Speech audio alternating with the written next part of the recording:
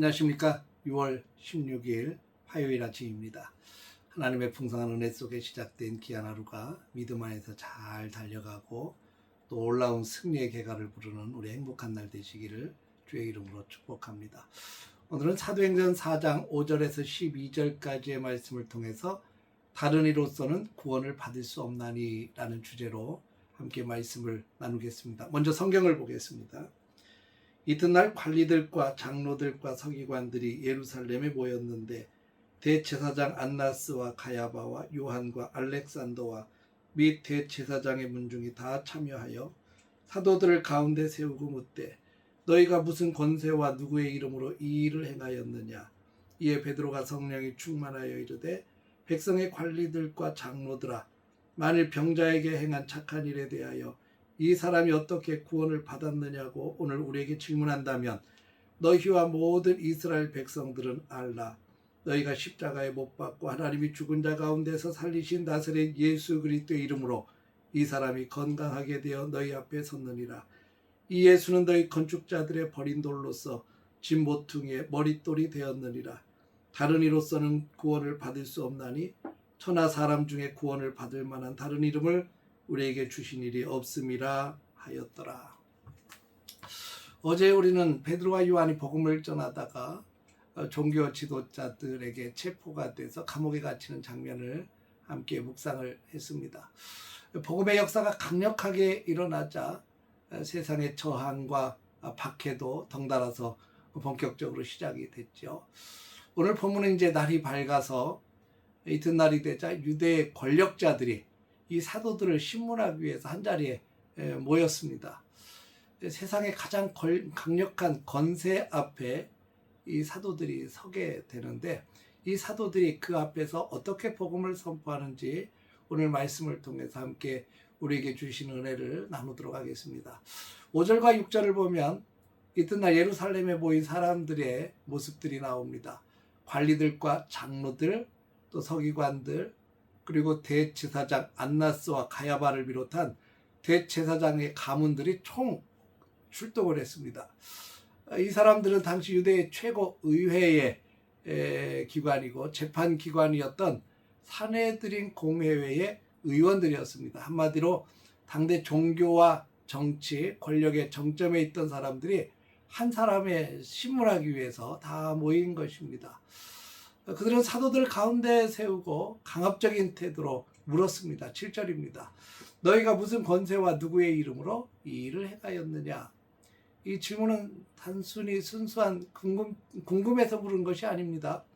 누가 너희에게 이런 일을 할 자격을 주었느냐. 다른 말로 표현하면 감히 우리의 허락도 없이 성전에서 사람을 고치고 백성을 가르치냐라고 하면서 길을 죽이고 위협하는 그런 신문이었습니다. 예수님을 십자가에 못 박았던 그 서슬퍼런 이 권력자들이 눈앞에 지금 시퍼렇게 살아있는 그런 상황입니다. 인간적인 눈으로 보면 사도들이 오금이 저리고 두려워 떨 수밖에 없는 그런 상황을 맞이한 거죠. 근데 이 사도들의 반응을 보면 주눅이 들고 두려워 떨 수밖에 없는 그런 상황 속에서 완전히 예상 밖의 반응을 보여주고 있습니다.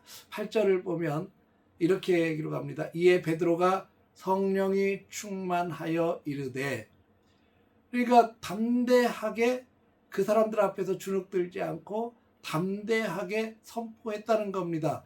근데 담대하게 선포할 수 있었던 이유는 그가 용기가 있어서가 아니라 성령의 충만함이었다고 성경은 말씀하고 있습니다. 성령께서 베드로의 마음을 완전히 사로잡아 주셔서 그 서슬퍼런 분위기 앞에서 또 두려움의 대상이었던 그 권력자 앞에서 두려움이 사라지고 정말 주님의 복음을 전해야 되겠다고 하는 사명이 그 자리를 가득 채우게 됩니다.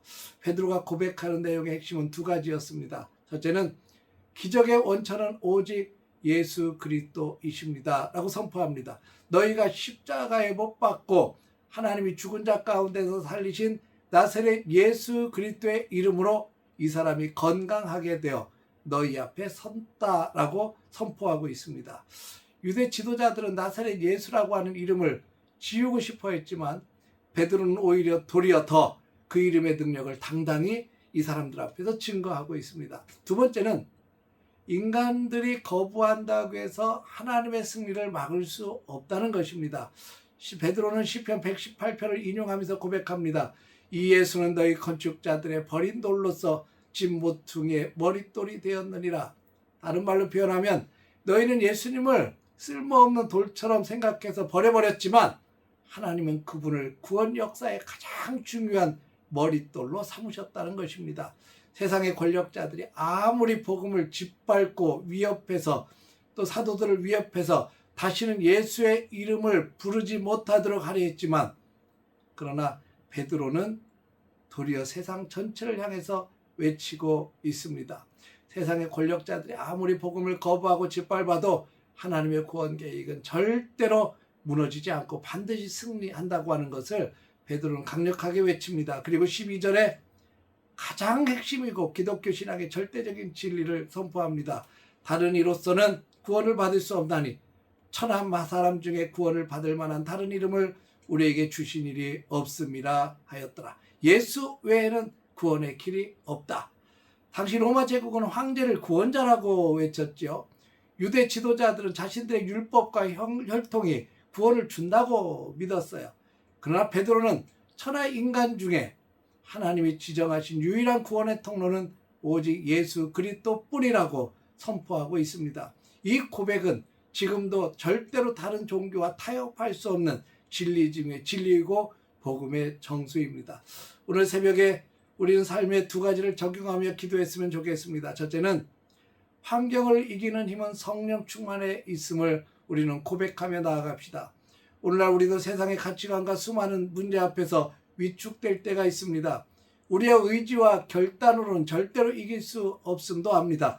오직 성령 충만할 때 환경을 뛰어넘는 담대함이 생기고 내 힘이 아닌 성령의 충만함으로 세상을 두려워하지 않고 승리할 수 있다는 사실을 오늘 또 고백하며 하나님 우리에게 성령 충만함을 주옵소서 함께 기도할 수 있기를 바랍니다. 둘째는 예수 그리스도라고 하는 오직 한 이름만 붙들고 살아가게 하옵소서.